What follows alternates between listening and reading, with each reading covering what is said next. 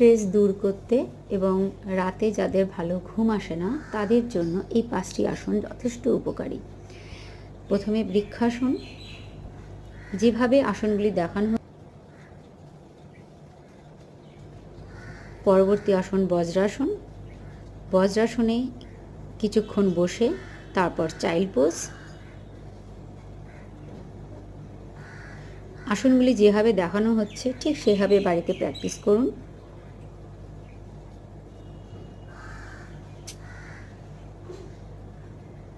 তারপর সোজা হয়ে শুয়ে হ্যাপি বেবি পোজ।